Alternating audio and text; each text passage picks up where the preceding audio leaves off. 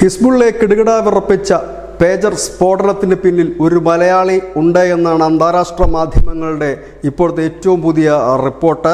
Norway പൗരത്വമുള്ള മലയാളിയുടെ കമ്പനിയിലേക്കാണ് ഇപ്പോൾ അന്വേഷണം വ്യാപിച്ചിരിക്കുന്ന. മലയാളിയായ റിൻസൺ ജോസിൻ്റെ കമ്പനിയാണ്.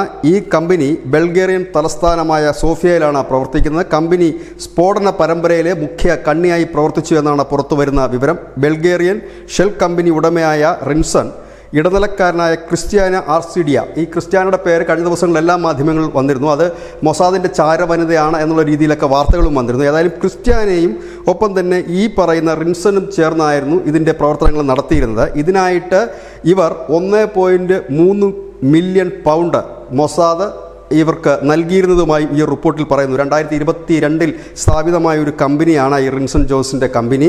ഈ കമ്പനിയുടെ അഡ്രസ്സ് പക്ഷേ ഒരു റെസിഡൻഷ്യൽ അഡ്രസ്സാണ് നൽകിയിരിക്കുന്നത്. ഏതായാലും ഇതൊരു വലിയ വാർത്ത തന്നെയാണ്. കാരണം ഈ മലയാളി എന്നതിലുപരി ഒരു ഇന്ത്യക്കാരൻ ഈ സ്ഫോടന പരമ്പരയുടെ പിന്നിൽ പ്രവർത്തിച്ചിരുന്നു എന്നുള്ളതാണ് അന്വേഷണം. തായ്വാനും അവരുടേതായ രീതിയിൽ അന്വേഷണം ആരംഭിച്ചിട്ടുണ്ട്. കാരണം ആദ്യം കേട്ടത് തായ്വാൻ കമ്പനിയുടെ പേരായിരുന്നു. അവർ അതിൻ്റെ അന്വേഷണം ആരംഭിച്ചിട്ടുണ്ട്. പക്ഷേ 3 വർഷം മുമ്പ് ഈ തായ്വാൻ കമ്പനി അവരുടെ ബ്രാൻഡ് നെയിം വിറ്റിരുന്നു. അതൊരു ഹംഗേറിയൻ കമ്പനിക്കായിരുന്നു കൊടുത്തത്. ഹംഗേറിയിൽ നിന്നും ഇപ്പോൾ അന്വേഷണം ബൾഗേറിയയിലേക്ക് മാറിയിരിക്കുന്നു. അവിടെ എത്തുമ്പോഴാണ് അതൊരു മലയാളിയിലേക്ക് എത്തി നിൽക്കുന്നത്. ഏതായാലും ഈ പറയുന്ന റിൻസൺ ജോസിനെ കാണാനില്ല എന്നൊരു വാർത്തയുമുണ്ട്. ഈ സ്ഫോടനങ്ങൾക്ക് ശേഷം റിൻസൺ ജോസിനെ കാണാനില്ല എന്നും.